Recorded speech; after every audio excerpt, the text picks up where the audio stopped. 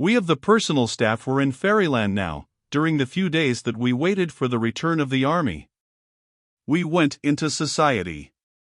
To our 2 knights this was not a novelty, but to us young villagers it was a new and wonderful life.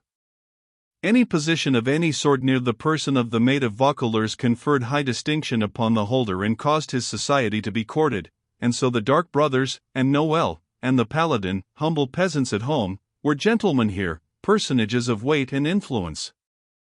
It was fine to see how soon their country diffidences and awkwardnesses melted away under this pleasant sun of deference and disappeared, and how lightly and easily they took to their new atmosphere. The Paladin was as happy as it was possible for anyone in this earth to be. His tongue went all the time, and daily he got new delight out of hearing himself talk. He began to enlarge his ancestry and spread it out all around, and ennoble it right and left, and it was not long until it consisted almost entirely of dukes. He worked up his old battles and tricked them out with fresh splendors, also with new terrors, for he added artillery now.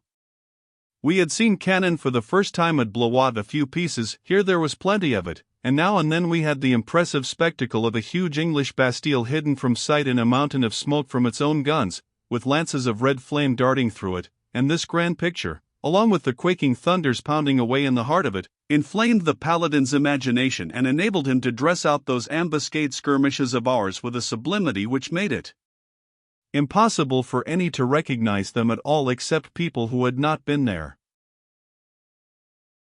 You may suspect that there was a special inspiration for these great efforts of the Paladins, and there was.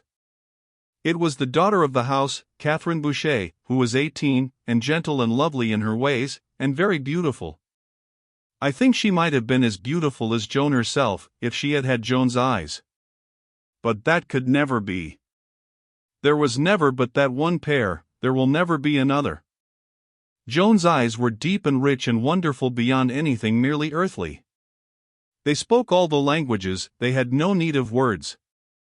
They produced all effects, and just by a glance, just a single glance, a glance that could convict a liar of his lie and make him confess it, that could bring down a proud man's pride and make him humble, that could put courage into a coward and strike dead the courage of the bravest, that could appease resentments and real hatreds, that could make the doubter believe and the hopeless hope again, that could purify the impure mind, that could persuade. There it is, persuasion. That is the word. What or who is it that it couldn't persuade? The maniac of Domremy, the fairy-banishing priest, the reverend tribunal of Toul, the doubting and superstitious Laxart, the obstinate veteran of Vaucouleurs, the characterless heir of France, the sages and scholars of the Parliament and University of Poitiers, the darling of Satan, La Hire, the masterless bastard of Orleans, accustomed to acknowledge no way is right and rational but his own, these were the trophies of that great gift that made her the wonder and mystery that she was. We mingled companionably with the great folk who flocked to the big house to make Joan's acquaintance, and they made much of us and we lived in the clouds, so to speak. But what we preferred even to this happiness was the quieter occasions, when the formal guests were gone and the family and a few dozen of its familiar friends were gathered together for a social good time. It was then that we did our best, we 5 youngsters, with such fascinations as we had, and the chief object of them was Catherine. None of us had ever been in love before, and now we had the misfortune to all fall in love with the same person at the same time, which was the first moment we saw her. She was a merry heart, and full of life, and I still remember tenderly those few evenings that I was permitted to have my share of her dear society and of comradeship with that little company of charming people. The Paladin made us all jealous the first night, for when he got fairly started on those battles of his he had everything to himself, and there was no use in anybody else's trying to get any attention. Those people had been living in the midst of real war for 7 months, and to hear this windy giant lay out his imaginary campaigns and fairly swim in blood and spatter it all around, entertained them to the verge of the grave. Catherine was like to die, for pure enjoyment. She didn't laugh loud, we, of course, wished she would, but kept in the shelter of a fan, and shook until there was danger that she would unhitch her ribs from her spine. Then when the Paladin had got done with a battle and we began to feel thankful and hope for a change, she would speak up in a way that was so sweet and persuasive that it rankled in me, and ask him about some detail or other in the early part of his battle which she said had greatly interested her, and would he be so good as to describe that part again and with a little more particularity? Which of course precipitated the whole battle on us, again, with 100 lies added that had been overlooked before. I do not know how to make you realize the pain I suffered. I had never been jealous before, and it seemed intolerable that this creature should have this good fortune which he was so ill entitled to, and I have to sit and see myself neglected when I was so longing for the least little attention out of the 1,000 that this beloved girl was lavishing on him. I was near her, and tried 2 or 3 times to get started on some of the things that I had done in those battles, and I felt ashamed of myself, too, for stooping to such a business, but she cared for nothing but his battles, and could not be got to listen, and presently when one of my attempts caused her to lose some precious rag or other of his mendacities and she asked him to repeat, thus bringing on a new engagement, of course, and increasing the havoc and carnage tenfold, I felt so humiliated by this pitiful miscarriage of mine that I gave up and tried no more. The others were as outraged by the paladin's selfish conduct as I was, and by his grand luck, too, of course, perhaps, indeed, that was the main hurt. We talked our trouble over together, which was natural, for rivals become brothers when a common affliction assails them and a common enemy bears off the victory. Each of us could do things that would please and get notice if it were not for this person, who occupied all the time and gave others no chance. I had made a poem, taking a whole night to it, a poem in which I most happily and delicately celebrated that sweet girl's charms, without mentioning her name, but anyone could see who was meant, for the bare title, The Rose of Orleans, would reveal that, as it seemed to me. It pictured this pure and dainty white rose as growing up out of the rude soil of war and looking abroad out of its tender eyes upon the horrid machinery of death, and then, note this conceit, it blushes for the sinful nature of man, and turns red in a single night. Becomes a red rose, you see, a rose that was white before. The idea was my own, and quite new. Then it sent its sweet perfume out over the embattled city, and when the beleaguering forces smelt it they laid down their arms and wept. This was also my own idea, and new. That closed that part of the poem. Then I put her into the similitude of the firmament, not the whole of it, but only part. That is to say, she was the moon, and all the constellations were following her about, their hearts in flames for love of her, but she would not halt, she would not listen, for 'twas thought she loved another.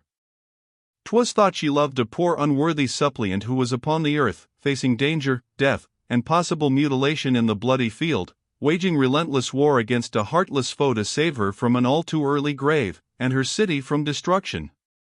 And when the sad pursuing constellations came to know and realize the bitter sorrow that was come upon them, note this idea, their hearts broke and their tears gushed forth, filling the vault of heaven with a fiery splendor, for those tears were falling stars. It was a rash idea, but beautiful, beautiful and pathetic, wonderfully pathetic, the way I had it, with the rhyme and all to help. At the end of each verse there was a 2-line refrain pitying the poor earthly lover separated so far, and perhaps forever, from her he loved so well, and growing always paler and weaker and thinner in his agony as he neared the cruel grave. The most touching thing, even the boys themselves could hardly keep back their tears, the way Noel said those lines. There were 8 4-line stanzas in the first end of the poem, the end about the rose, the horticultural end, as you may say, if that is not too large a name for such a little poem, and 8 in the astronomical end, 16 stanzas altogether, and I could have made it 150 if I had wanted to. I was so inspired and so all swelled up with beautiful thoughts and fancies, but that would have been too many to sing or recite before a company that way, whereas 16 was just right, and could be done over again if desired. The boys were amazed that I could make such a poem as that out of my own head, and so was I, of course, it being as much a surprise to me as it could be to anybody, for I did not know that it was in me. If any had asked me a single day before if it was in me, I should have told them frankly no, it was not. That is the way with us. We may go on half of our life not knowing such a thing is in us, when in reality it was there all the time, and all we needed was something to turn up that would call for it. Indeed, it was always so with our family. My grandfather had a cancer, and they never knew what was the matter with him till he died, and he didn't know himself. It is wonderful how gifts and diseases can be concealed in that way. All that was necessary in my case was for this lovely and inspiring girl to cross my path, and out came the poem, and no more trouble to me to word it and rhyme it and perfect it than it is to stone a dog. No, I should have said it was not in me, but it was. The boys couldn't say enough about it, they were so charmed and astonished. The thing that pleased them the most was the way it would do the paladin's business for him. They forgot everything in their anxiety to get him shelved and silenced. Noel Raingessen was clear beside himself with admiration of the poem, and wished he could do such a thing, but it was out of his line, and he couldn't, of course. He had it by heart in half an hour, and there was never anything so pathetic and beautiful as the way he recited it. For that was just his gift, that and mimicry. He could recite anything better than anybody in the world, and he could take of La Hire to the very life, or anybody else, for that matter. Now I never could recite worth a farthing, and when I tried with this poem the boys wouldn't let me finish, they would have nobody but Noel. So then, as I wanted the poem to make the best possible impression on Catherine and the company, I told Noel he might do the reciting. Never was anybody so delighted. He could hardly believe that I was in earnest, but I was. I said that to have them know that I was the author of it would be enough for me. The boys were full of exultation, and Noel said if he could just get one chance at those people it would be all he would ask. He would make them realize that there was something higher and finer than war lies to be had here. But how to get the opportunity, that was the difficulty. We invented several schemes that promised fairly, and at last we hit upon one that was sure. That was, to let the paladin get a good start in a manufactured battle, and then send in a false call for him, and as soon as he was out of the room, have Noel take his place and finish the battle himself in the paladin's own style, imitated to a shade. That would get great applause, and win the house's favor and put it in the right mood to hear the poem. The two triumphs together with finish the standard-bearer, modify him, anyway, to a certainty, and give the rest of us a chance for the future. So the next night I kept out of the way until the paladin had got his start and was sweeping down upon the enemy like a whirlwind at the head of his corps. Then I stepped within the door in my official uniform and announced that a messenger from General La Hire's quarters desired speech with the standard-bearer. He left the room, and Noel took his place and said that the interruption was to be deplored, but that fortunately he was personally acquainted with the details of the battle himself, and if permitted would be glad to state them to the company. Then without waiting for the permission he turned himself to the paladin, a dwarfed paladin, of course, with manner, tones, gestures, attitudes, everything exact, and went right on with the battle, and it would be impossible to imagine a more perfectly and minutely ridiculous imitation than he furnished to those shrieking people. They went into spasms, convulsions, frenzies of laughter, and the tears flowed down their cheeks in rivulets. The more they laughed, the more inspired Noel grew with his theme and the greater marvels he worked, till really the laughter was not properly laughing anymore, but screaming. Blessedest feature of all, Catherine Boucher was dying with ecstasies, and presently there was little left of her but gasps and suffocations. Victory? It was a perfect Agincourt. The paladin was gone only a couple of minutes. He found out at once that a trick had been played on him, so he came back. When he approached the door he heard Noel ranting in there and recognized the state of the case, so he remained near the door but out of sight, and heard the performance through to the end. The applause Noel got when he finished was wonderful, and they kept it up, clapping their hands like mad, and shouting to him to do it over again. But Noel was clever. He knew the very best background for a poem of deep and refined sentiment and pathetic melancholy was one where great and satisfying merriment had prepared the spirit for the powerful contrast. So he paused until all was quiet, then his face grew grave and assumed an impressive aspect, and at once all faces sobered in sympathy and took on a look of wondering and expectant interest. Now he began in a low but distinct voice the opening verses of The Rose. As he breathed the rhythmic measures forth, and one gracious line after another fell upon those enchanted ears in that deep hush, one could catch, on every hand, half-audible ejaculations of how lovely, how beautiful, how exquisite. By this time the paladin, who had gone away for a moment with the opening of the poem, was back again, and had stepped within the door. He stood there now, resting his great frame against the wall and gazing toward the reciter like one entranced. When Noel got to the second part, and that heartbreaking refrain began to melt and move all listeners, the paladin began to wipe away tears with the back of first one hand and then the other.